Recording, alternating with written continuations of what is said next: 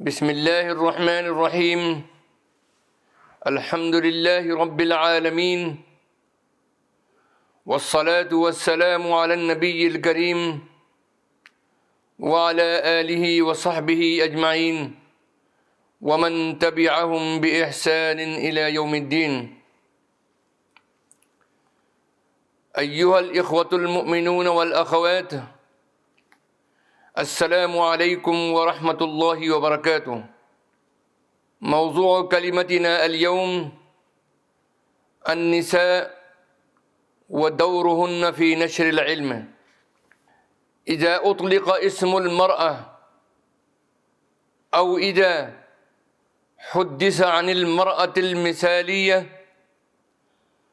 فأول ما يتبادر إلى الأذهان من صفاتها المحمودة أن تكون ربة البيت بمعنى الكلمة، أي أن تكون مثلا ماهرة في فنون المطبخ وشؤونه، خبيرة بأدواته، بارعة في إعداد الطعام الشهي بمختلف ألوانه، عالمة بأصول المائدة وقواعدها، وأقوم على رعاية الطفل وتربيته وخدمة الزوج، وأن تكون ولودا ودودا. وإذا أوجزنا عن صفة الصفات التي تعد جوهرة المرأة المثالية ودرة تاجها وواسطة عقدها المعنوي لا المادي، أن تكون قهرمانة أي مدبرة البيت. ولكن كل ذلك ليس موضوع حديثنا اليوم، وإنما الذي نريد أن نتكلم فيه الآن هو ما يتعلق بعلم المرأة عبر العصور أو حظها منه ودورها في نشره. نعم، فقد كثر الحديث عن الرجال وعلمهم واتسع واستفاض، ولا عجب في ذلك ولا غرابة، فالرجال حظهم من العلم والمعرفة أعظم من حظ النساء منه، ودورهم في نشره وخدمته أجل، وللذكر مثل حظ الأنثيين إلى آخر الآية. فعلم الرجال أيضا علم ذكر إذا صح التعبير، ومعرفتهم أعلى وأكبر، وليس في ذلك امتهان لمكانة المرأة أو حط من قدرها أو ما يدل على تقصيرها في باب العلم، لا والله، بل لذلك أسباب معروفة. فالمرأة لوضعها الطبيعي والقيام بواجبها الرئيسي من إدارة أمور المنزل وتربية الأولاد لا تستطيع أن تتفرغ لطلب العلم تفرغ الرجل له، أو توليه اهتماما أكبر من اهتمام الرجل به. فمن هنا كان عدد العلماء أكثر من عدد العالمات في جميع العصور والأقطار والأمكنة، وهذا شيء منطقي معقول مفهوم مبرر يتفق وينسجم مع الأمر الواقع، ليس فيه ما يدل أو يشير إلى تقصير المرأة في طلب العلم ونشره، بل على العكس من ذلك، نرى المرأة حاولت في جميع عصور التاريخ أن تأخذ حظها من العلم حظا موفورا، بل وسابقت بفضلها وعلمها الكثير أو العديد من علماء عصرها، بل وربما سبقتهم. وعن أمثال هؤلاء النساء المتميزات علما وعقلا وفضلا قال الشاعر: ولو كان النساء كمثل هذه لفضلت النساء على الرجال، وما التأنيس لاسم الشمس عيب ولا التذكير فخر للهلال. ثم هذه المحاضرة ليست دراسة موسعة عن العالمات عبر التاريخ، وإنما هي إطلالة سريعة على ما كان للمرأة من اهتمام بطلب العلم وتمكنه من فنونه. إن هذه الأمة وضع حجرها الأساسي على العلم، وعجنت طينتها بالعلم، وحست أول ما حست على العلم والقراءة، وحملت القلم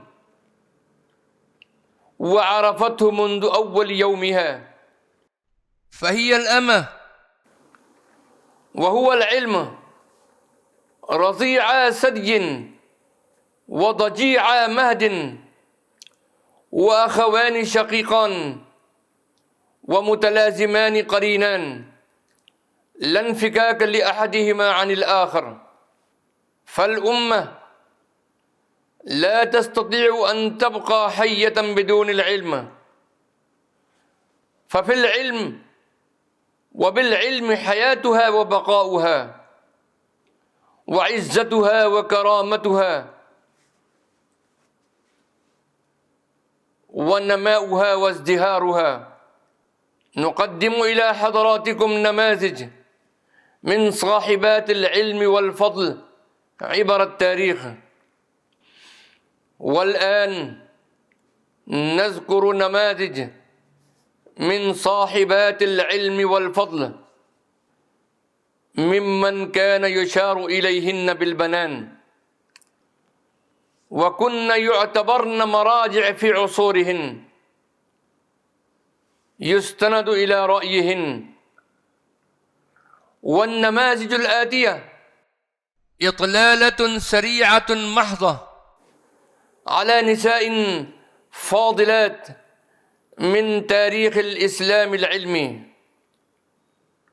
أم المؤمنين السيدة عائشة رضي الله تعالى عنها يكفي في بيان فضلها وتمكنها من العلم وإحاطتها بفنونه ما قاله عنه الإمام الأزهري رحمه الله: لو جمع علم عائشة إلى علم جميع النساء لكان علم عائشة أفضل. وقال هشام بن عروة ابن الزبير عن أبيه قال: لقد صحبت عائشة وهي خالته، فما رأيت أحدا قط كان أعلم بآية نزلت ولا بفريضة ولا بسنة ولا بشعر ولا أروى له ولا بيوم من أيام العرب ولا بنسب ولا بكذا ولا بكذا ولا بقضاء ولا بطب منها. كذلك بنت مالك بن أنس يروي التاريخ عن علم بنت الإمام مالك بن أنس رضي الله عنه، فكانت له بنت تحفظ علمه يعني الموطأ، وكانت تقف خلف الباب، فإذا أخطأ التلميذ نقرت الباب فيفطن مالك فيرد عليه. وكذلك فاطمة بنت محمد ابن أحمد السمرقندي، ترعرعت فاطمة بنت محمد ابن أحمد السمرقندي في كنف شيخ جليل من فقهاء الإسلام، فتحت عينيها على الدنيا لترى كتب الفقه والأصول والحديث والتفسير، وأمامها قدوة صالحة، ذلك الأب العالم الذي يقضي يومه في الدرس والتأليف ويقوم ليله عابدا متهجدا، ولكن ذلك لم يشغله عن أمور بيته، فأدبها واعتنى بها أفضل العناية، ووجهها إلى طلب العلم والفقه، وتعلمت الخط الجميل حتى برعت فاطمة وتتلمذت على أيدي جماعة من العلماء والفقهاء، وأصبحت بنت السمرقندي أشهر فتاة في كاسان علما وفهما وأدبا. وكان أبوها يعرض فتاواه عليها لتعلق عليها ثم توقع بعد توقيعه، فلا تخرج فتوى من عند السمرقندي الفقيه الحنفي إلا وعليها توقيعان، توقيعه هو وتوقيع ابنته الفاضلة العالمة فاطمة. وكذلك بنت سعيد بن المسيب رووا أن بنت سعيد بن المسيب لما دخل بها زوجها وكان من تلاميذ أبيها، وأصبح الصباح وأخذ رداءه يريد الخروج، فقالت له زوجه: إلى أين تريد؟ فقال: إلى مجلس أبيك سعيد أتعلم العلم. فقالت له: اجلس أعلمك علم سعيد.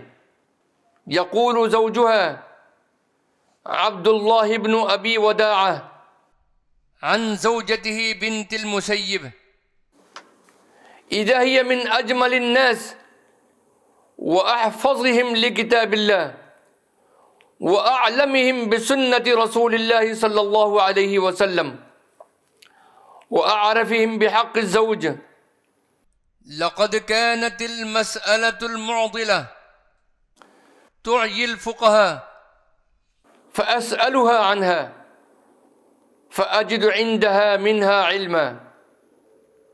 هذا غيظ من فيض من أولئكم الآلاف المؤلفة من النساء العالمات التي يتجمل بهن تاريخنا العلمي المجيد، ولم يخل منهن عصر من العصور، وعصرنا الحاضر أيضا امتدادا لما قبله. وعسى الله أن يوفقنا في المستقبل القريب لتقديم النماذج منه أيضا، آمين يا رب العالمين.